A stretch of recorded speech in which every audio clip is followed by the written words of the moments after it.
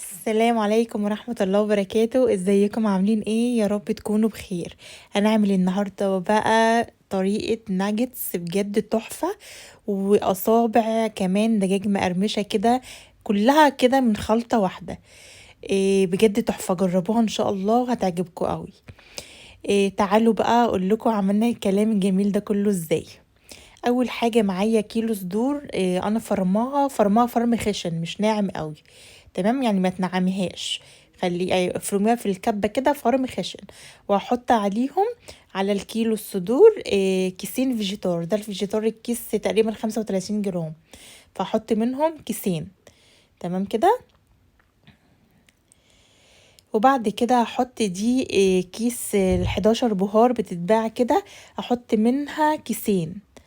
خلاص، يعني هحط دلوقتي على خلطة على عجينة الفراخ دي كيسين فيجيتار وكيسين خلطة 11 بهار بتشترى كده من عند العطار، اكياس صغيرة كده من كنور، اسمها 11 بهار.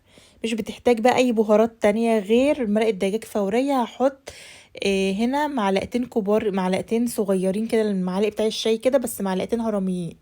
تمام كده، معلقتين. ده مرقة دجاج فورية بجيبها من عند العطار سايبة كده.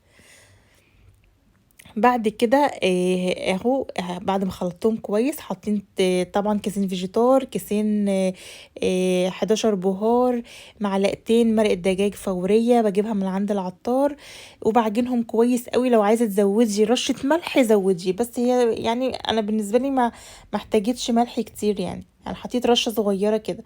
شوفي بقى اظبطي ملحك زي ما انت عايزة، زي ما تحبي. بعد كده هجيب كيسة اهو، واحط تحتها غطا كده، اي غطا علبة، علشان افرد بس عليها الفراخ بتاعتي. بس طبعا حطاها جوه كيس تلاجة علشان تطلع بس القالب بتاع الفراخ وانا بقطعه يبقى مظبوط. فجبت غطا علبة كده عندي مربع، وحطيت فوقه كيس تلاجة، وحشيت طبعا جوه كيس التلاجة الفراخ بتاعتي.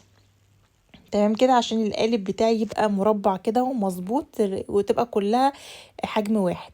وهجيب السكينة كده، وطبعا انا مش بقطع، انا بعلم بس علشان بعمل يعني قد ايه الناجتس، علشان بعد كده ما ادخله الفريزر تبقى سهل التكسير، ما تتفرولش مني.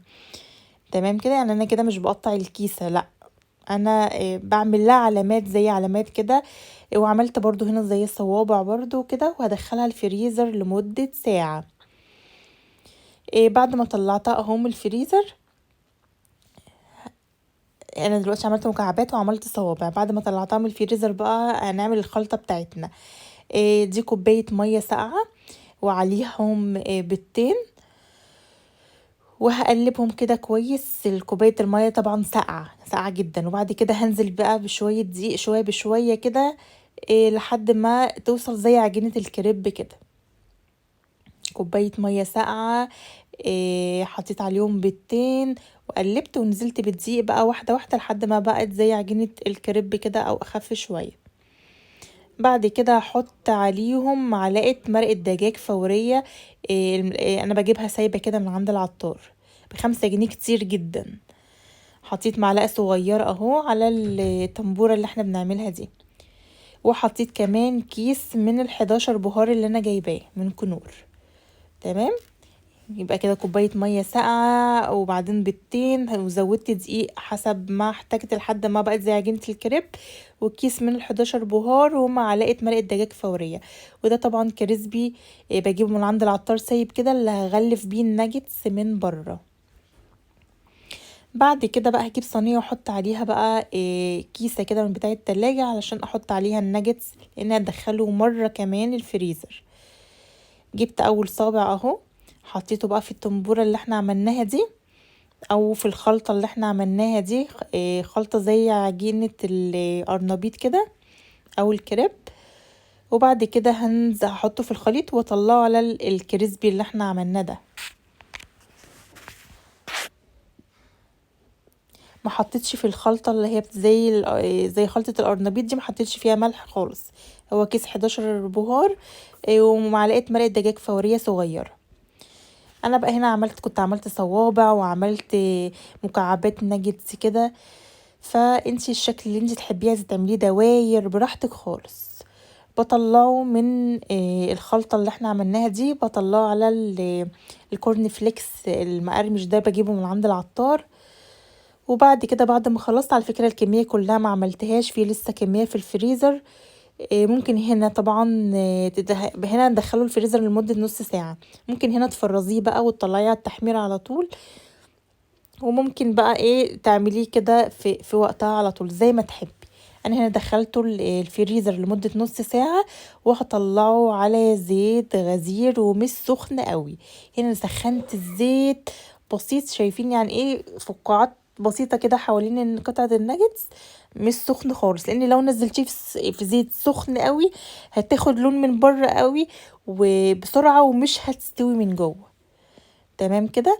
فالزيت يا دوبك انا سخنته بسيط كده، ونزلت بقى بقطع الناجتس والصوابع المقرمشه اللي انا عملتها، وهخليها اقلبها بقى كل شويه لحد ما تاخد لون ذهبي حلو كده، وخلاص تبقى تكون استوت وبقت زي الفل. بتاخد حوالي من 11 ل 12 دقيقه في الزيت. هقلبها بس كل شويه كده علشان ما تتحرقش منك وتاخد لون ذهبي جميل. كل شويه بقلب المكعبات الناجتس بتاعي والصوابع اللي انا عملتها دي لحد بقى ما تاخد اللون الذهبي الجميل ده. شايفين ما شاء الله عامله ازاي، تقيله عليهم كده. ف بحاول استغل صدور الفراخ في اي حاجه. فطبعا يعني انا صدور الفراخ طلعت معايا كيلو، وشلت اللي وراك، وعملت بقى الناجتس ده. جربيه على الطريقه دي بجد والله العظيم تحفه، هيعجبك جدا جدا جدا. وان شاء الله هتدعيلي والله لو جربت الوصفه دي، ولادك هيحبوها قوي وهيفرحوا بيها جدا. اكل مطاعم بقى وحاجه نظيفه انت عاملاها في البيت، احنا مش عارفين اللي بره ده محطوط فيه ايه يعني. انما انت هنا انت حاطه صدور فراخ ومش مزوده اي حاجه غير التوابل او البهارات العاديه اللي انت مزوده. شايفين الجمال؟ ما عملناش بقى اي افتكاسات فيها خالص زي الافتكاسات اللي بيحطها دي. يلا اشوفكم بقى على خير، واستنوني الفيديو اللي جاي باذن الله. يلا باي باي.